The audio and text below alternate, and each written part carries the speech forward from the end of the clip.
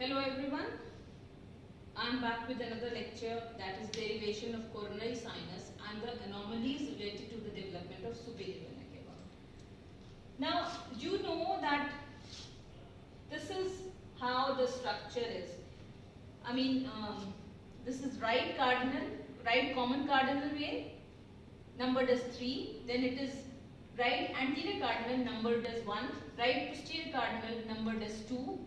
Then on the left side we have 6 as left common cardinal, 7 as left anterior cardinal, and 8 is left is posterior cardinal. 4 becomes right horn of sinus venosus and left horn of sinus venosus is 5, whereas 9 is the inferior vena cava. Fine. Now how this rearranges itself to form the right atrium and the tributaries are entering into it. So this right common cardinal along with the right anterior cardinal forms the superior vena cava. That is 1A and 3A is the superior vena cava. And this 2 becomes terminal part of azygous vein which empties into the superior vena cava. Fine.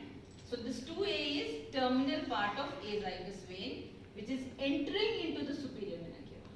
Now this 4 is right atrium and 9 becomes the inferior part of terminal part of inferior vena cava. Now we are concerned with 5, 6, 7 and 8. So what happens is 5 as a whole, that is the left horn of sinus venosus, and the proximal part of 6 becomes coronary sinus, whereas the distal part of 6 is this one, becomes the oblique vein of left atrium. Fine. And the 7A and 8A, that is the left anterior cardinal and the left posterior cardinal. Left anterior cardinal is this portion beyond the attachment of transverse anastomosis on the left side. This becomes left superior intercostal vein. Fine. So this is left superior intercostal vein. Now coming to the anomalies related to the development of superior vena cava. This is how the normal pattern is. This is right atrium, superior vena cava with the right brachiocephalic, left brachiocephalic, subclavian and the internal jewels. What happens is sometimes the superior vena cava may be left-sided. So this is how the left-sided superior vena cava is. That is, the portion which is retrogressing is not retrogressing. Instead it forms the superior vena cava of the left side and it empties into the coronary sinus, ultimately into the right atrium. Sometimes both the sides may persist and it becomes double superior vena cava. One is entering into directly right atrium, another is via the coronary sinus, entering into the right atrium. So it is double superior vena cava.